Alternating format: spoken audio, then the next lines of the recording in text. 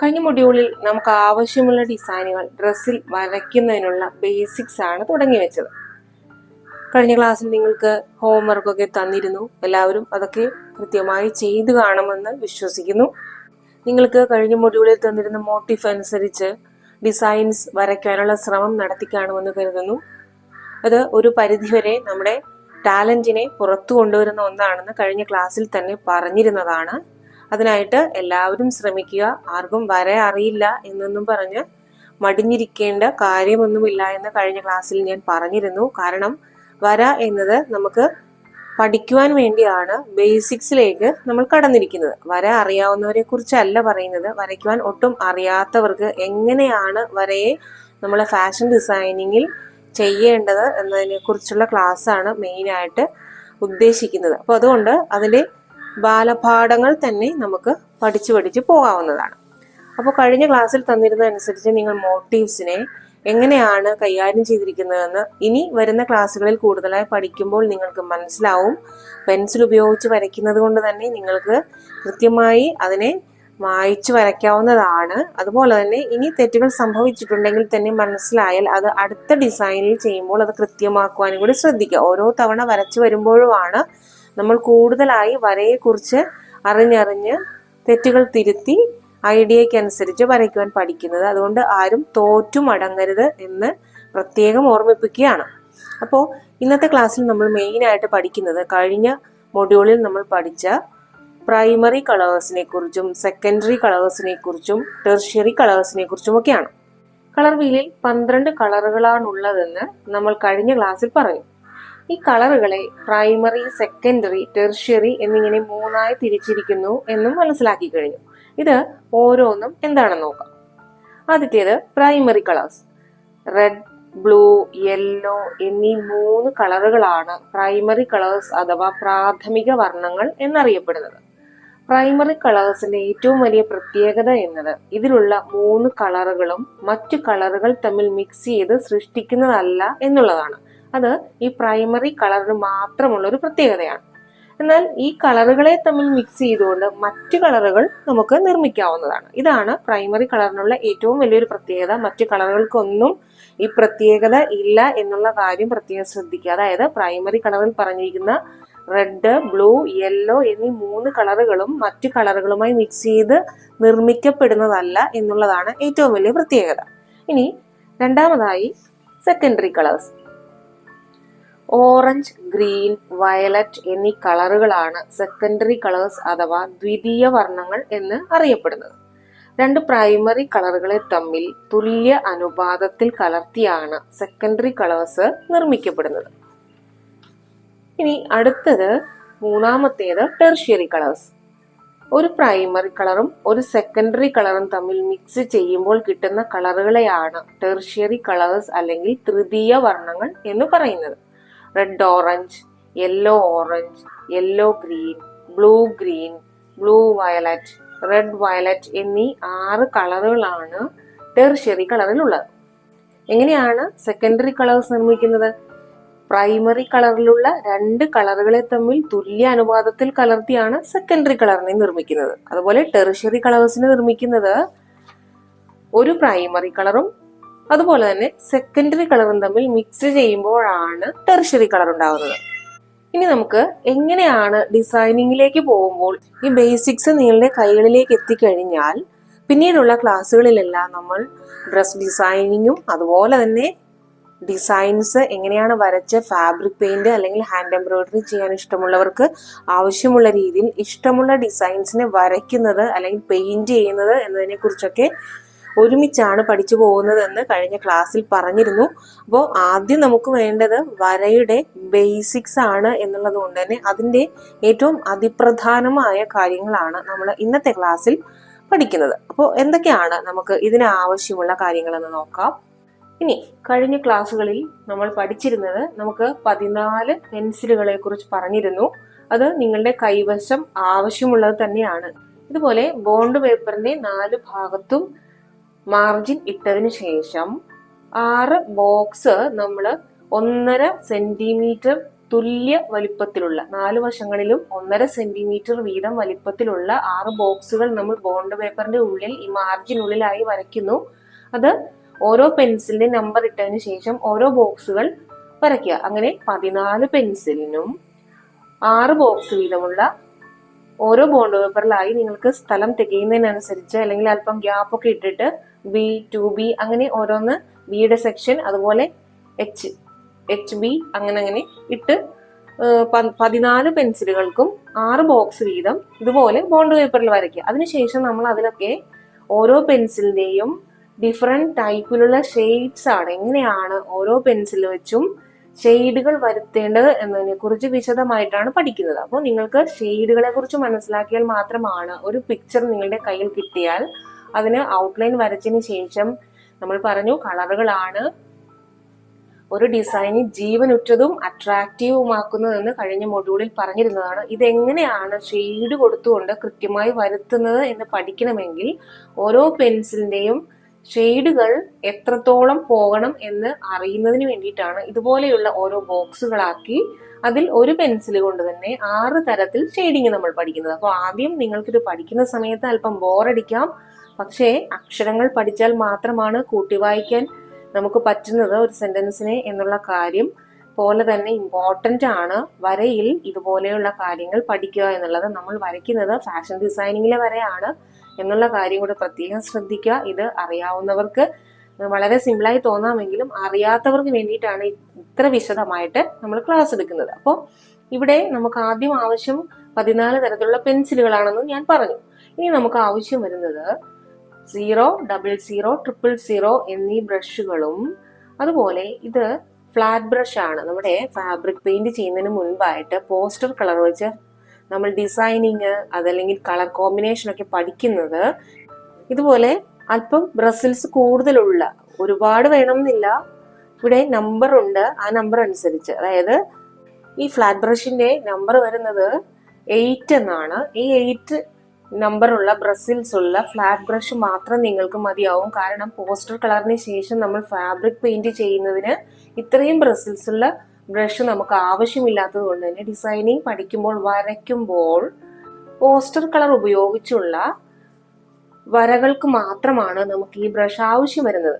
അപ്പോൾ നിങ്ങൾക്ക് ആവശ്യം വരുന്ന ബ്രഷുകൾ എന്ന് പറയുന്നത് പോസ്റ്റർ കളർ ഉപയോഗിക്കുവാൻ വേണ്ടി മാത്രമാണ് ഈ ഫ്ലാറ്റ് ബ്രഷ്. നമ്പർ 8 എന്ന് ഉള്ള ഒരു ഫ്ലാറ്റ് ബ്രഷ്, അതുപോലെ 0, 00, 000 എന്നീ ബ്രഷുകളാണ് നമുക്ക് ആദ്യം അത്യാവശ്യമായി വരുന്നത്. പിന്നീട് ഷെയ്ഡിങ് പഠിക്കുന്ന സമയത്ത് വളരെ ഇമ്പോർട്ടൻ്റ് ആയിട്ടുള്ള ഒന്നാണ് ഇതുപോലെയുള്ള ലെഡ് നമുക്ക് സെപ്പറേറ്റ് ചെയ്ത് കിട്ടുന്ന ഒരു പെൻസിൽ നമുക്ക് കിട്ടും. ഇത് പല കമ്പനികളുടെയും വരാറുണ്ട്. ഇതിന്റെ സൈസ് എന്ന് പറയുന്നത്, ലെഡിന്റെ സൈസ് എന്ന് പറയുന്നത് 0.5 mm എന്നാണ്. അപ്പോൾ ഇത് തന്നെ നിങ്ങൾ നോക്കി വാങ്ങിക്കുക. ഇത് എന്തിനാണ് ഉപയോഗിക്കുന്നതെന്ന് വെച്ചാൽ നമ്മൾ വരച്ചിരിക്കുന്ന ഒരു ഫ്ലവർ അല്ലെങ്കിൽ ഏതെങ്കിലും ഒരു ഇല അല്ലെങ്കിൽ അതുപോലുള്ള ഡിസൈൻസിന് വളരെ തിന്നായിട്ടുള്ള ഷെയ്ഡ് ചെയ്യുന്നതിനാണ് ഇതുപോലെയുള്ള പെൻസിൽ നമ്മൾ ഉപയോഗിക്കുന്നത്. അപ്പോൾ നമുക്ക് ആവശ്യം വരുന്ന, നമ്മുടെ വരകൾക്ക് ആവശ്യം വരുന്ന അത്യാവശ്യ കാര്യങ്ങളാണ് ഈ പറയുന്നത്. എല്ലാവരും വളരെ ശ്രദ്ധിച്ച് മനസ്സിലാക്കുക. ഈ പെൻസിലിന് മുൻപുള്ള കാലങ്ങളിലൊക്കെ പറഞ്ഞിരുന്നത് ക്ലച്ച് പെൻസിൽ എന്നും മെച്ച് പെൻസിൽ എന്നും ഒക്കെയാണ്. ഇപ്പോൾ അങ്ങനെയല്ല, ഇപ്പൊ പറയുന്നത് മെക്കാനിക്കൽ പെൻസിൽ എന്നാണ്. അപ്പോൾ പേരുകൾ മാറിയിരുന്നാലും നിങ്ങൾ ഇങ്ങനെ അന്വേഷിച്ചാൽ അറിയാൻ പറ്റും. 0.5 mm ഉള്ള ലെഡ് ഇടുന്ന, ഇതുപോലെ സെപ്പറേറ്റ് ലെഡ് കിട്ടുന്ന പെൻസിൽ എന്ന് തന്നെ ചോദിച്ചു വാങ്ങും. ഇതിന്റെ ഉപയോഗം എന്ന് പറയുന്നത് മനസ്സിലാക്കി കാണുമെന്ന് കരുതുന്നു. നമ്മൾ ഫ്ലവറോ ഇലയോ അതുപോലുള്ള ഡിസൈൻസോ വരയ്ക്കുമ്പോൾ വളരെ തിന്നായിട്ടുള്ള ഷെയ്ഡ് ചെയ്യുവാൻ വേണ്ടിയിട്ടാണ് ഇത് ഉപയോഗിക്കുന്നത്. ഇത് നിങ്ങൾക്ക് വളരെ ഉപകാരപ്രദമുള്ള ഒന്നാണ്. മറ്റുള്ള പെൻസിലുകളിലൊക്കെ നമ്മൾ ഡ്രോയിങ് പഠിക്കുന്ന സമയത്താണ് ആവശ്യം വരുന്നത്. ഇതിനെ നമ്മൾ പെർഫെക്ഷനിലേക്ക് കൊണ്ടുവരുന്നതിനാണ് ഈ പെൻസിൽ ഉപയോഗിക്കുന്നത്. അപ്പോൾ ഇത്രയും ഭാഗം നമ്മൾ പഠിച്ചു കഴിയും. ഇനി അടുത്തതായിട്ട് നമുക്ക് പോസ്റ്റർ കളറാണ് ആവശ്യം വരുന്നത്. ഈ പോസ്റ്റർ കളറിൽ കിട്ടുന്ന ഈ 6 കളറുകൾ തൽക്കാലം പഠിക്കുന്നതിന് ഇത്രയും മാത്രം നിങ്ങൾക്ക് ആവശ്യമായി വരുന്നുള്ളൂ. ഇതിന് ഒരുപാട് ഉപയോഗമൊന്നും വരാത്തത് കൊണ്ട് തന്നെ ഇത് കൂടുതൽ കളേഴ്സ് വാങ്ങിച്ച് ആവശ്യമില്ലാതെ പൈസ കളയരുത് എന്നുകൂടി പറയുന്നു. അപ്പോൾ ഇതൊരു ബോക്സ് ആയിട്ട് ഇങ്ങനെ വാങ്ങിച്ചാൽ മാത്രം മതിയാവും. ഇനി അടുത്തതായിട്ട് നമുക്ക് പഠിക്കേണ്ട മറ്റൊന്ന്, നിങ്ങൾ ഫാബ്രിക് പെയിന്റിലേക്ക് കയറുമ്പോൾ വളരെ ഇമ്പോർട്ടൻ്റ് ആയിട്ടുള്ള ഒന്നാണ് മീഡിയം, 2 തരത്തിലുള്ള മീഡിയമാണ് നമുക്ക് കിട്ടുന്നത്. ഫാബ്രിക് പെയിന്റ് വാങ്ങിക്കുന്ന ഷോപ്പിൽ ചോദിച്ചാൽ നമുക്ക് മനസ്സിലാവും മീഡിയം നമ്പർ 1ഉം മീഡിയം നമ്പർ 2ഉം. ഈ മീഡിയം നമ്പർ 1 എന്ന് പറയുന്നതാണ് ഫാബ്രിക് പെയിന്റ് കട്ട പിടിച്ചാൽ ലൂസ് ആക്കുവാനായിട്ട് നമ്മൾ പാലറ്റിൽ എടുക്കുന്ന സമയത്ത് ഫാബ്രിക് പെയിന്റ് അല്പം ടൈറ്റ് ആയിരുന്നാൽ ഇത് 1-2 ഡ്രോപ്പ് അനുസരിച്ച് അതിന്റെ തിക്നെസ് എത്രത്തോളം നമുക്ക് ലൂസ് ആക്കണമെന്നതിനനുസരിച്ച് ഇതാണ് ഈ മീഡിയം നമ്പർ 1 ആണ് നമ്മൾ ആഡ് ചെയ്ത് കൊടുക്കുന്നത്. ഇനി മീഡിയം നമ്പർ 2 എന്ന് പറയുന്നത് ഇതുപോലെ സിൽവറോ ഗോൾഡനോ പൗഡറുകളെ മിക്സ് ചെയ്യാൻ മാത്രമാണ്. ഇത് പൗഡറുകളായിട്ട് കിട്ടുന്നത് ഈ 2 കളറുകളാണ്, അതായത് സിൽവറും ഗോൾഡനുമാണ്. അതിനെ മിക്സ് ചെയ്യാൻ വേണ്ടിയിട്ടാണ് മീഡിയം നമ്പർ 2 ഉപയോഗിക്കുന്നത്. ഇത് പലർക്കും അറിയാത്ത കാര്യമായിരിക്കാം. അപ്പോൾ ഇത് വളരെ ശ്രദ്ധിക്കുക. മീഡിയം നമ്പർ 1ഉം 2ഉം എന്തെല്ലാം ഉപയോഗങ്ങൾക്കാണ് ആവശ്യമായി വരുന്നത് എന്നുള്ള കാര്യം നിങ്ങൾ പ്രത്യേകം മനസ്സിലാക്കി വെക്കുക. കാണുമ്പോൾ 2 മീഡിയവും ഒരുപോലെ ഇരിക്കും, പക്ഷെ 2ന്റെയും ഉപയോഗം 2 തരത്തിലാണെന്നുള്ളത് കൂടി മനസ്സിലാക്കുക.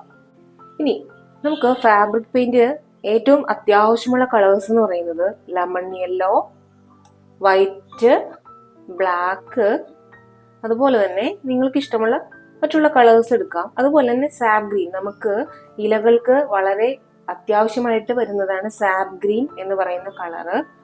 ഇതൊക്കെയാണ് നമുക്ക് കോമൺ ആയിട്ട് കൂടുതൽ ചിലവാകുന്ന കളർ. ഇപ്പൊ ബ്ലാക്കോ മെറൂണോ അതുപോലെ ഡാർക്ക് ആയിട്ടുള്ള ഏതെങ്കിലും ഒരു ഫാബ്രിക്കിലാണ് നമുക്ക് ഏതെങ്കിലും ഡിസൈൻ ചെയ്യാനുള്ളതെങ്കിൽ വൈറ്റിനെ മാറ്റി നിർത്തിക്കൊണ്ട് മറ്റേത് കളർ അപ്ലൈ ചെയ്താലും ആ കളർ അടിക്കുന്ന സമയത്ത് മാത്രമായിരിക്കും സെയിം കളറായിട്ട് മാത്രം തോന്നുക. ഉണങ്ങിയതിനു ശേഷം അത് വീണ്ടും ഭയങ്കരമായി ഡാർക്കായി മാറുന്നതാണ്. അതായത് നമ്മൾ ഉദ്ദേശിക്കുന്ന കളർ അല്ലാതെ വ്യത്യസ്തമായി മാറുന്നതായതുകൊണ്ട് നമ്മൾ ചെയ്യേണ്ട ഒന്നാണ് വൈറ്റിനെ ഈ ഡിസൈനിൽ അപ്ലൈ ചെയ്ത് ഉണങ്ങിയതിനു ശേഷം മാത്രമാണ്, ചിലപ്പോൾ 1-2 കോട്ട് നമുക്ക് അടിക്കേണ്ടി വരും വൈറ്റ്.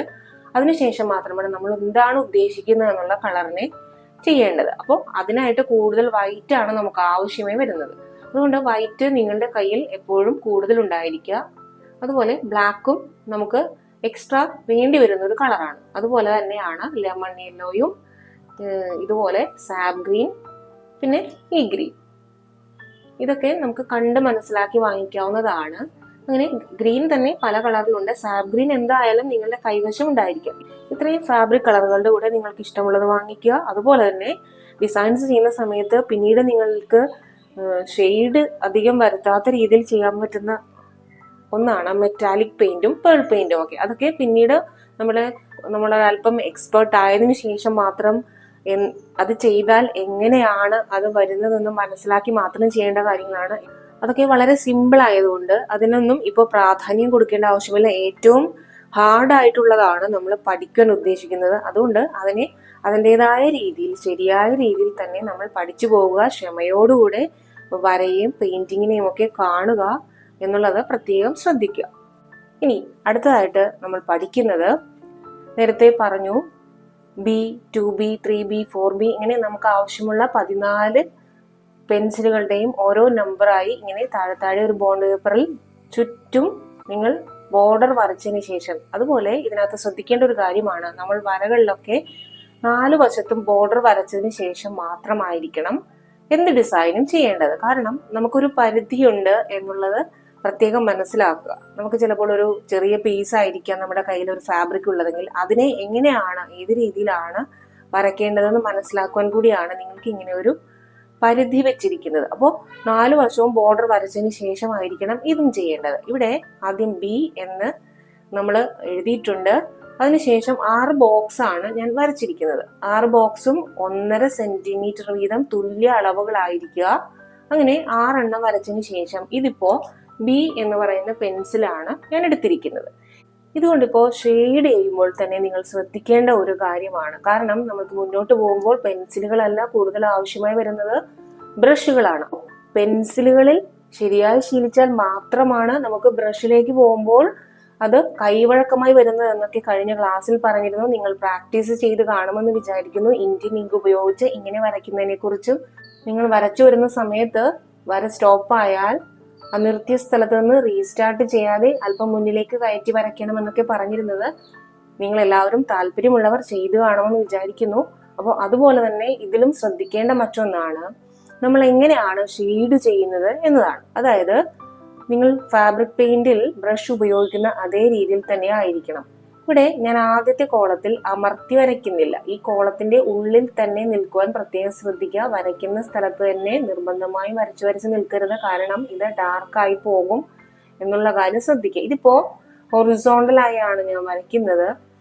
നിങ്ങൾ വരയ്ക്കുമ്പോൾ ശ്രദ്ധിക്കേണ്ട കാര്യം, ഒന്നുകിൽ ഹൊറിസോണ്ടലായി മാത്രമോ അല്ലെങ്കിൽ വെർട്ടിക്കലായി മാത്രമോ വരയ്ക്കുക. ഇത് നമ്മുടെ ബ്രഷ് ഉപയോഗിക്കുന്ന സമയത്ത് നിങ്ങൾക്ക് ഹൊറിസോണ്ടലായും വെർട്ടിക്കലായും ഒരു ബോക്സിൽ തന്നെ വരച്ചാൽ, അല്ലെങ്കിൽ ഏത് ഡിസൈൻ ആയാലും വരച്ചാൽ അതിൽ നിങ്ങൾക്ക് ഫിനിഷിങ് ഉണ്ടാവില്ല. അപ്പോൾ ശീലിക്കുമ്പോൾ തന്നെ നമ്മൾ ചെയ്യേണ്ടത് എന്താണ്? ഒന്നുകിൽ ഹൊറിസോണ്ടലായി മാത്രം വരയ്ക്കുക, അല്ലെങ്കിൽ വെർട്ടിക്കലായി മാത്രം വരയ്ക്കുക. ഒരിക്കലും വെർട്ടിക്കലും ഹൊറിസോണ്ടലും കൂടി ഒരുമിച്ച് വരയ്ക്കരുത് എന്നുള്ള കാര്യം പ്രത്യേകം ശ്രദ്ധിക്കുക. ഇതിപ്പോ വളരെ ലൈറ്റ് ഷെയ്ഡിലാണ് ഈ പെൻസിൽ കൊണ്ട് ചെയ്തിരിക്കുന്നത്.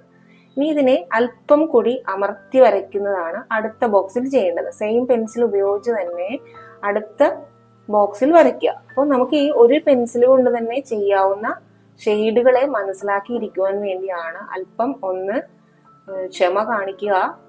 ഇനി ഞാൻ നിങ്ങൾക്ക് തരുന്ന ഓരോ ഡിസൈനിലും ഇതുപോലെ ഇത്രാം നമ്പർ പെൻസിൽ വെച്ചിട്ട് രണ്ടാമത്തെ ബോക്സിലുള്ള അത്ര ഷെയ്ഡിങ് കൊടുക്കുക എന്ന് പറയും. അപ്പോൾ അതിനനുസരിച്ചാണ് നിങ്ങൾ പഠിക്കുവാൻ വേണ്ടിയിട്ട് ഇങ്ങനെ പറയുന്നത്. ഇനി അടുത്തത് അല്പം കൂടെ അമർത്തി സെയിം പെൻസിൽ ഉപയോഗിച്ചാണ് ചെയ്യുന്നത്. അതിന് ഒരല്പം കൂടി ഡാർക്കായി നമുക്ക് മനസ്സിലാക്കുവാൻ സാധിക്കും. ഇങ്ങനെ 6 തരത്തിൽ ഒരേ പെൻസിൽ ഉപയോഗിച്ച് ഡിഫറെന്റ് ടൈപ്പിലാണ് നമ്മൾ ഷെയ്ഡ് കൊടുക്കുന്നതെന്ന് മനസ്സിലാക്കുക. അപ്പോൾ ഇതിൽ നിന്ന് തന്നെ നിങ്ങൾക്ക് മനസ്സിലാക്കാവുന്നതാണ്, ബി എന്ന് പറയുന്ന ഒരു പെൻസിൽ ഉപയോഗിച്ച് മാത്രമാണ് 6 തരത്തിലുള്ള ഷെയ്ഡുകൾ വന്നിരിക്കുന്നത്. അതായത് ഓരോ പെൻസിലിനെയും നമ്മൾ കൂടുതൽ ബലം പ്രയോഗിച്ചുകൊണ്ട് അല്ലെങ്കിൽ കുറഞ്ഞ ബലം പ്രയോഗിച്ചുകൊണ്ട് ഷെയ്ഡ് ചെയ്യുമ്പോൾ ഏതെല്ലാം രീതിയിലാണ് ഒരു പെൻസിൽ ഉപയോഗിച്ച് തന്നെ ഷെയ്ഡുകൾ വരുന്നത് എന്ന് മനസ്സിലാക്കുവാൻ വേണ്ടിയാണ് ഇങ്ങനെ ചെയ്യുന്നത്. അപ്പോൾ B, 2B, 3B, 4B, 5B, 6B, 8B, 9B, 10B, HB, 2H, 3H, 4H എന്നീ പെൻസിലുകളെല്ലാം ഉപയോഗിച്ച് ഓരോ ബോക്സുകൾ ഓരോന്നും കൃത്യമായി താഴെ എഴുതിയതിനു ശേഷം ഇതുപോലെ നിങ്ങൾ മനസ്സിലാക്കുവാൻ വേണ്ടിയിട്ട് ഇത് ആദ്യം പഠിക്കുക. അപ്പോൾ കൈ അമർത്തുമ്പോൾ തന്നെ നിങ്ങൾക്ക് മനസ്സിലാവും, ആദ്യത്തേത് വളരെ ലൈറ്റ് ആയിട്ടാണ് പ്രസ് ചെയ്യേണ്ടത്. അതിനുശേഷം ഒരല്പം കൂടെ ബലം കൊടുത്തിട്ടായിരിക്കണം രണ്ടാമത്തേത്, വീണ്ടും അല്പം കൂടെ ബലം കൊടുത്തിട്ടായിരിക്കണം മൂന്നാമത്തേത്. അങ്ങനെ അറ്റം വരെ ചെയ്യുമ്പോഴേക്കും ഇത് ഡാർക്കായിട്ട് ഒരു പെൻസിലുകൾ കൊണ്ട് തന്നെ 6 രീതിയിൽ നമുക്ക് ഷെയ്ഡ് കിട്ടിയിട്ടുണ്ടെന്ന് മനസ്സിലായിട്ടുണ്ട്. ഇനി അടുത്തതായിട്ട് നിങ്ങൾ പ്രാക്ടീസ് ചെയ്യുന്നത്, ഇതൊക്കെ നിങ്ങൾ സമയം കിട്ടുന്നത് പോലെ മടി കൂടാതെ ചെയ്യേണ്ട കാര്യങ്ങളാണ്. നമുക്ക് എല്ലാം ഒന്നും ചാനലിലൂടെ നിങ്ങളെ പറഞ്ഞ് മനസ്സിലാക്കി വരുമ്പോൾ നമ്മുടെ വീഡിയോയ്ക്ക് ലെങ്ത് കൂടുന്നുണ്ട്. അതുകൊണ്ടാണ് ഇങ്ങനെ നമ്പർ ഇട്ടിട്ട് ഓരോന്നും താഴെയായി ചെയ്യാൻ പറയുന്നത്. മടി കാണിക്കാതെ ചെയ്യുക താല്പര്യമുള്ളവർ. ഇനി അടുത്തതായിട്ട് നമ്മൾ ചെയ്യുന്നത്, ഇപ്പോൾ വരെ നമ്മൾ പഠിച്ച കാര്യങ്ങൾ പ്രാക്ടീസ് ചെയ്തതിന് ശേഷം മാത്രമാണ് ഇനി പറയുന്ന കാര്യങ്ങൾ ചെയ്യേണ്ടത്. അതായത് ഇതുപോലെ ഒരു ബോണ്ട് പേപ്പറിന്റെ 4 ഭാഗത്തും നിങ്ങൾ മാർജിൻ ഇടുക. അതിനുശേഷം പാലറ്റിൽ നിങ്ങൾക്ക് പോസ്റ്റർ കളറിൽ നിന്ന് ഇഷ്ടമുള്ള ഏതെങ്കിലും ഒരു കളർ എടുക്കുക. ഇതുപോലെ ഏതെങ്കിലും ഒരു കളർ ചൂസ് ചെയ്യുക. ചൂസ് ചെയ്തതിനു ശേഷം ബ്ലാക്ക് എടുക്കാം. ഏതെങ്കിലും ഒരു കളർ ചൂസ് ചെയ്തതിനു ശേഷം വീണ്ടും ഇതില് ഒരല്പം ബ്രഷിൽ മാത്രം മുക്കി ഇതിനകത്ത് ഇടുക. അതിനുശേഷം വൈറ്റ്, ഇതിൽ തന്നെ വൈറ്റ് ഉണ്ട്. ഈ വൈറ്റിനെ നിങ്ങൾക്ക് എന്തെങ്കിലും കൊണ്ട് ബ്രഷ് ഉപയോഗിച്ച് ഇതിനകത്ത് മിക്സ് ചെയ്യരുത്. ഇത് അല്പം വെള്ളം വേറെ നിൽക്കുന്നത് കാണാം. ഫാബ്രിക് പെയിന്റിൽ അങ്ങനെ ഉണ്ടായിരിക്കില്ല. അപ്പോൾ ഈ പോസ്റ്റർ കളറിനെ എന്തെങ്കിലും ഒരു ബ്രഷിന്റെ അടിഭാഗമോ എന്തെങ്കിലും ഉപയോഗിച്ച് മിക്സ് ആക്കിയതിന് ശേഷം ഇതിലേക്ക് ഇത് ഇടുന്നതിന്റെ 3 ഇരട്ടി വൈറ്റ് ആഡ് ചെയ്ത് കൊടുക്കുക. അപ്പോൾ ലൈറ്റ് ഷെയ്ഡ് കിട്ടുവാൻ വേണ്ടിയിട്ടാണ്, മിക്സിങ് പഠിക്കുവാൻ വേണ്ടിയാണ്. അപ്പോൾ ഏത് കളറാണോ ഇതിൽ നിങ്ങൾ ചേർക്കുന്നത് അതിന്റെ 3 ഇരട്ടി ഈ ഭാഗം വൈറ്റിന്റെ ഭാഗം ചേർത്ത് കൊടുത്തതിന് ശേഷം ബ്രഷിൽ അല്പം വെള്ളം ഒന്ന് മുക്കുക. അതിനുശേഷം വെള്ളത്തോടെ ഇതിനകത്ത് മിക്സ് ചെയ്യരുത്. കാരണം നിങ്ങളുടെ പേപ്പർ കുതിർന്നു പോകാൻ സാധ്യതയുള്ളതുകൊണ്ട് ബ്രഷിൽ വെള്ളത്തിന്റെ അംശം ഉണ്ടായിരിക്കണമെന്ന് മാത്രമാണ്. അത് മൊത്തത്തിൽ ബ്രഷ് ഉപയോഗിച്ച് മിക്സ് ചെയ്തതിന് ശേഷം നമ്മുടെ നമ്പർ 8 ഫ്ലാറ്റ് ബ്രഷ് എടുക്കുക. ഫ്ലാറ്റ് ബ്രഷ് എടുത്തതിന് ശേഷം ഈ പെയിന്റിനെ നിങ്ങൾ ഇതിൽ പെയിന്റ് മുക്കിയിട്ടുണ്ട് എന്ന് വിചാരിക്കുക. അതിനുശേഷം നമ്മുടെ ഈ ബോർഡറിന്റെ അറ്റത്ത് കൊണ്ടുവന്ന് ഇങ്ങനെ വെച്ചതിന് ശേഷം ഇതുപോലെ വളരെ ശ്രദ്ധിച്ച് ബോർഡറിന് പുറത്തേക്ക് പോകാതെ ഇവിടെ വരുമ്പോൾ ഈ അറ്റത്തേക്ക് വരുമ്പോൾ നിങ്ങൾ ഇങ്ങനെ എടുക്കുക, താഴത്തേക്ക് വരരുത്. അതല്ല എങ്കിൽ ഇങ്ങനെ വന്നിട്ട് ഇപ്പൊ ചിലപ്പോ ഇവിടെ എടുക്കുന്ന സമയത്ത് നിങ്ങളുടെ ബ്രഷിൽ അധികം പെയിന്റ് ഉണ്ടായിരിക്കില്ല, എങ്കിലും നിങ്ങൾ അറ്റം വരെ ആ പെയിന്റിനെ അങ്ങനെ തന്നെ ബ്രഷിനെ വലിച്ചു കൊണ്ടുപോകാൻ ശ്രദ്ധിക്കുക. ഇവിടെ വരുമ്പോൾ ഇങ്ങനെ എടുക്കാം. അതല്ല എങ്കിൽ ഇവിടെ വരുമ്പോൾ തന്നെ സ്റ്റോപ്പ് ചെയ്തിട്ട് ബ്രഷിനെ ഇങ്ങനെ വെക്കുക. വെച്ചതിന് ശേഷം തിരിച്ച് അതിലൂടെ തന്നെ പോവുക. അപ്പോൾ നമ്മുടെ നേരത്തെ നമ്മൾ ഷെയ്ഡിങ് പഠിച്ചതുപോലെ തന്നെ ഒന്നുകിൽ വെർട്ടിക്കലായോ ഹൊറിസോണ്ടലായോ മാത്രമാണ് പോസ്റ്റർ കളറ് നിങ്ങളുടെ ബോണ്ട് പേപ്പറിലേക്ക് അപ്ലൈ ചെയ്യേണ്ടത്. ഇനി നിങ്ങൾക്ക് ഇങ്ങനെ ചെയ്യാൻ ബുദ്ധിമുട്ടാണെങ്കിൽ ഇങ്ങനെയാണെങ്കിലും ചെയ്യാവുന്നതാണ്. അത് ഓരോരുത്തരുടെയും ഇഷ്ടത്തിനനുസരിച്ച് ചെയ്യാം. പക്ഷെ ഒരിക്കലും വെർട്ടിക്കലായും ഹൊറിസോണ്ടലായും ഒരു ബോണ്ട് പേപ്പറിൽ തന്നെ ചെയ്യാൻ ശ്രമിക്കരുത്. കാരണം നമ്മുടെ ഡിസൈൻസിന് അത് വളരെ ബുദ്ധിമുട്ടുണ്ടാക്കും. നമ്മൾ ഈ യാണുകളെ കുറിച്ച് പഠിച്ച ക്ലാസ്സുകളിൽ മാത്രമാണ് ഒരു ഫാബ്രിക് നിർമ്മിക്കുന്നത് വെർട്ടിക്കലും ഹൊറിസോണ്ടലുമായിട്ടുള്ള യാണുകൾ ഉപയോഗിച്ചാണെന്നുള്ളത്. ഒരിക്കലും ഫാബ്രിക് പെയിന്റിൽ നിങ്ങൾ ഇങ്ങനെ മാത്രം ഉപയോഗിക്കാൻ പാടുള്ളൂ, അല്ലെങ്കിൽ ഇങ്ങനെ മാത്രമേ ഉപയോഗിക്കാൻ പാടുള്ളൂ. ഒരിക്കലും തിരിച്ച് രണ്ടും കൂടെ മിക്സ് ചെയ്ത് ചെക്സ് പോലെ വരുന്ന രീതിയിലേക്ക് അല്ലെങ്കിൽ യാണുകൾ പോലെ വരയ്ക്കാൻ ശ്രമിക്കരുത്. അപ്പോൾ ഇത് നിങ്ങൾ അടിച്ചതിന് ശേഷം ഇവിടെ വെച്ച് നിങ്ങൾക്ക് സ്റ്റോപ്പായി എന്ന് വിചാരിക്കുക. അത്രയും വന്നപ്പോൾ പെയിന്റ് തീർന്നു. പെയിന്റ് തീർന്നാൽ പിന്നെ നിങ്ങൾ ചെയ്യേണ്ടത് ഇത് അറ്റം വരെ കൊണ്ടുപോകുന്നുണ്ടല്ലോ, ഈ കൊണ്ടുപോയതിനു ശേഷം വീണ്ടും നിങ്ങൾ പെയിന്റിൽ മുക്കിയിട്ട് ഇവിടെ നിന്ന് മുകളിലേക്കായിരിക്കണം വരയ്ക്കേണ്ടത്. അപ്പോൾ അറ്റം വരെ അതും കൊണ്ടുപോവുക. ഒരിക്കലും നിർത്തിയെടുത്ത് നിന്ന് നിങ്ങൾ ഇങ്ങനെ വരച്ചു വെക്കരുത്. കാരണം ഇവിടെ നിന്ന് ഇവിടെ വരെയാണ് നിങ്ങൾ വരയ്ക്കുന്നതെങ്കിൽ വീണ്ടും ഇവിടെ നിന്നാണ് നിങ്ങൾ റീസ്റ്റാർട്ട് ചെയ്യുന്നതെങ്കിൽ ഇവിടെ ഒരു കൂടുതൽ കളറ് ഉണ്ടാവും. ആരെങ്കിലും അത് ഒന്ന് പരീക്ഷിച്ചു നോക്കുക. അപ്പൊ അതുകൊണ്ട് നിങ്ങൾക്ക് ഇവിടെ വരുമ്പോൾ നിങ്ങൾക്ക് ഏത് ഭാഗത്ത് വെച്ചിട്ടാണോ പെയിന്റ് തീരുന്നത്, തീർന്നാലും നിങ്ങൾ അറ്റം വരെ കൊണ്ടുപോവുക. കൊണ്ടുപോയതിനു ശേഷം വീണ്ടും പെയിന്റിൽ മുക്കുക. മുക്കിയതിനു ശേഷം ഇവിടെ ഇങ്ങനെ തിരിച്ചു വരയ്ക്കുക. അപ്പോൾ അറ്റം വരെ അതും വരച്ചിരിക്കുക. അപ്പോൾ എവിടെയാണോ പെയിന്റ് നിങ്ങൾക്ക് ഉണങ്ങുന്നതിന് മുൻപ് അങ്ങോട്ടും ഇങ്ങോട്ടും ഈക്വലായി അടിക്കുമ്പോൾ ഒരേപോലെ പെയിന്റ് വരുന്നതായിരിക്കും. അങ്ങനെ നമ്മുടെ ഈ ബോർഡറിന്റെ ഉള്ളിൽ കംപ്ലീറ്റ് ആയി ഒരേ കളറിൽ നിൽക്കുന്ന രീതിയിൽ നിങ്ങൾ ഇതിനെ അടിച്ച് ഉണക്കുക. ഇത്രയുമാണ് നമ്മൾ ഇന്നത്തെ ക്ലാസ്സിൽ പഠിക്കുന്നത്. അപ്പോൾ നമ്മുടെ ആവശ്യമുള്ള എല്ലാ സാമഗ്രികളും നമ്മൾ പഠിച്ചു കഴിഞ്ഞു. ഇനി അടുത്ത ക്ലാസ്സിലേക്കുള്ള തയ്യാറെടുപ്പാണ് ഈ പോസ്റ്റർ കളറിനെ ബോണ്ട് പേപ്പറിൽ അടിച്ച് ഉണക്കുക എന്നുള്ളത്. അപ്പോൾ ഒരു കളർ തൽക്കാലം നിങ്ങൾ ചെയ്തു നോക്കുക. അതിനുശേഷം കറക്ഷൻ ഉണ്ടെങ്കിൽ വീണ്ടും വേറൊരു പേപ്പറിൽ എടുത്ത് ഇതുപോലെ തന്നെ ഈക്വൽ കളറിൽ കിട്ടുവാൻ ശ്രദ്ധിക്കുക. അതായത് രണ്ടാമത് മിക്സ് ചെയ്യുമ്പോൾ ചിലപ്പോൾ ആ കളർ തന്നെ കിട്ടണമെന്നില്ല. അതുകൊണ്ട് ഇത്രയും ഭാഗം അടിക്കാൻ ആവശ്യമുള്ള രീതിയിൽ തന്നെ ആദ്യം തന്നെ മിക്സ് ചെയ്യുക. ഫാബ്രിക് പെയിന്റ് ഉണങ്ങി പോകുന്നത് പോലെയൊന്നും പോസ്റ്റർ കളർ വിഷയമില്ല. അല്പം വെള്ളമൊക്കെ നമുക്ക് കൂട്ടി ഉണങ്ങിയാലും എടുക്കാവുന്നതാണ്. അതുകൊണ്ട് അങ്ങനെ രണ്ട് രീതിയിലൊന്ന് ചെയ്തു നോക്കുക. അപ്പോൾ ഇന്നത്തെ ക്ലാസ്സിൽ നിന്ന് നിങ്ങൾ മനസ്സിലാക്കിയ കാര്യങ്ങൾ, നമുക്ക് ആവശ്യമുള്ള സാമഗ്രികൾ എന്തൊക്കെയാണ്, അതുപോലെ തന്നെ ഇതുപോലെ 6 ബോക്സ് വരച്ചിട്ട് ഓരോ പെൻസിലിന്റെ ഷെയ്ഡും 6 എണ്ണം വീതം, ഓരോ പെൻസിലിനും 6 ഷെയ്ഡ് വീതം ചെയ്ത് പഠിക്കുക. അത് ഇതിന്റെ 4 ചുറ്റളവുകളും 1.5 സെന്റിമീറ്റർ വീതമായിട്ട് 6 ബോക്സ് ആണ് നമുക്ക് വരയ്ക്കേണ്ടതെന്നും അങ്ങനെ 14 എണ്ണം വരയ്ക്കുക. അതുപോലെ തന്നെ വീണ്ടും പോസ്റ്റർ കളർ ചെയ്യുവാനായിട്ട് 4 വശത്തും ബോർഡർ വരച്ചതിന് ശേഷം ഉള്ളിൽ പെയിന്റ് ചെയ്യേണ്ടതും എങ്ങനെയാണ് എന്ന് പറഞ്ഞിട്ടുണ്ട്. അതനുസരിച്ച് അതും ചെയ്യുക. പിന്നീട് നമുക്ക് ഇനി ചെയ്യേണ്ടത് അടുത്ത ഒരു മോട്ടീവ് കൂടെ ഞാൻ നിങ്ങൾക്ക് തരുന്നുണ്ട്. കാരണം നിങ്ങളുടെ വരയെ ഡെവലപ്പ് ചെയ്യേണ്ടത് അത്യാവശ്യമാണ്. ഇത്രയും കാര്യങ്ങൾ നമ്മുടെ ബേസിക്സിൽ വരുന്നതാണെങ്കിലും വര എന്ന് പറയുന്നത് നമ്മൾ സ്വയം ഉണ്ടാക്കിയെടുക്കേണ്ട ഒന്നായതുകൊണ്ട് നിങ്ങൾക്ക് അടുത്ത 1-2 മോട്ടീവ്സ് കൂടി ഞാൻ തരുന്നുണ്ട്. അടുത്ത ക്ലാസ്സിലൊക്കെ നമ്മൾ വരയ്ക്കുന്നത് ഇതിൽ നിന്നൊക്കെ അല്പം കൂടി ബുദ്ധിമുട്ടുള്ള രീതിയിൽ ഒരു പടം കണ്ടാൽ അതിൽ നിന്ന് അതിനെ എങ്ങനെയാണ് വരച്ചെടുക്കേണ്ടത് എന്നതിനെ കുറിച്ചാണ്. അപ്പോൾ അത് നിങ്ങളുടെ ഉള്ളിലുള്ള കഴിവുകളെ പുറത്തു കൊണ്ടുവരുവാൻ വേണ്ടിയാണ്. അല്പം ബുദ്ധിമുട്ടുള്ള കാര്യം തന്നെയാണ് എന്ന് എനിക്കറിയാം. പക്ഷെ നിങ്ങൾക്കത് പഠിക്കേണ്ടത് ആവശ്യമാണ്. ഞാനും അങ്ങനെ തന്നെയൊക്കെയാണ് പഠിച്ചത്. ആദ്യം കുറച്ച് ബുദ്ധിമുട്ടിയെങ്കിലും അതിനെക്കുറിച്ച് ചെയ്ത് വന്നപ്പോൾ നമുക്കത് ഈസി ആയി തുടങ്ങി. അപ്പോൾ ഏതൊരു ഡിസൈൻ കണ്ടാലും അതിനെ ഈസിയായി വരച്ചെടുക്കേണ്ടത് എങ്ങനെയെന്നൊക്കെ പഠിക്കുന്നതാണ് അടുത്ത ക്ലാസ്സുകളിലൊക്കെ നമ്മൾ ചെയ്യുന്നത്. അതിൻ്റെ കൂടെ തന്നെ നമ്മൾ സ്റ്റിച്ചിങ്ങും കൊണ്ടുപോകുന്നുണ്ട്. ഫാബ്രിക് പെയിന്റിനോടും ഡിസൈൻസ് വരയ്ക്കാൻ താല്പര്യമില്ലാത്തവർക്കും ക്ലാസ് ഇൻട്രസ്റ്റിംഗ് ഉള്ളതായിരിക്കുവാനായിട്ട് നമ്മുടെ ഒരു ബാക്ക് എലാസ്റ്റിക് പാൻറ് ചെയ്യുന്നുണ്ട്. അപ്പോൾ രണ്ടും കൂടി മിക്സ് ചെയ്തിട്ടായിരിക്കും അടുത്ത ക്ലാസ് വരുന്നത്. അതുകൊണ്ട് ഇതിനെ ഈ ക്ലാസ് കൊണ്ട് അവസാനിപ്പിക്കുക. അടുത്ത ക്ലാസ്സിൽ നമ്മൾ ചിലപ്പോൾ ഒരു പെറ്റലായിരിക്കും, ഒരു ഫ്ലവറിന്റെ ഒരു പെറ്റിലോ 2 പെറ്റിലോ ആയിരിക്കും എങ്ങനെയാണ് ചെയ്യേണ്ടതെന്ന് മനസ്സിലാക്കുന്നത്. അതിനെ ഡെവലപ്പ് ചെയ്ത് വരുമ്പോഴാണ് നമുക്ക് വര നമ്മുടെ കയ്യിലേക്ക് വരുന്നത്.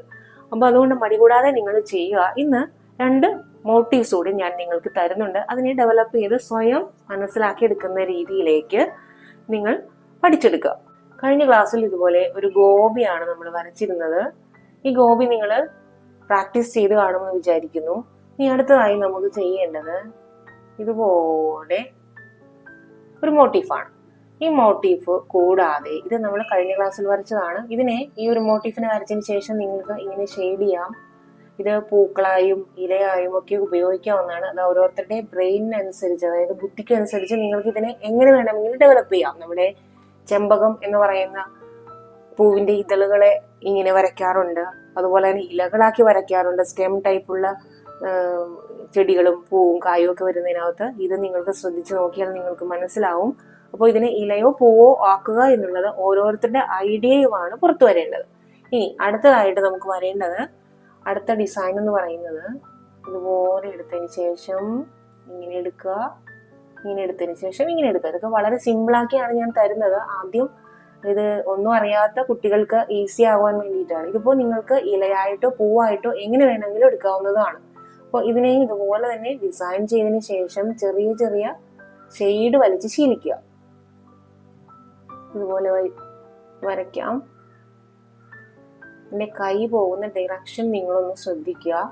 ഈ ഭാഗത്തുള്ള റൗണ്ടിൽ ഇങ്ങനെയും ഈ ഭാഗത്തുള്ള റൗണ്ടിൽ ഇങ്ങനെയുമാണ് പോയത്. ഒരിക്കലും ഈ ഭാഗത്ത് ചെയ്ത പോലെ തന്നെ ഇങ്ങനെയല്ല ചെയ്തിരുന്നത് എന്ന് മനസ്സിലാക്കുക. ഇത് നേരെയാണ് വലിച്ചിരിക്കുന്നത്. അതുപോലെ തന്നെ നിങ്ങൾക്ക് ഇത് രണ്ടും ഒഴിവാക്കിയിട്ട് മുകളിലും താഴെയുമാക്കി, അതായത് ഇങ്ങനെ വേണമെങ്കിലും ചെയ്യാം. അപ്പോൾ ഇത് ചെയ്യുമ്പോഴും പോകുന്നത് സെന്റർ ഭാഗത്ത് നേരെയും ഇത് ഈ സൈഡിലേക്കും ഇത് ഈ സൈഡിലേക്കുമാക്കി ചെയ്യാൻ ശ്രദ്ധിക്കുക. അപ്പോൾ ഇന്ന് നമുക്ക് തന്നിരിക്കുന്നത് ഈ 2 മോട്ടീവ്സ് ആണ്.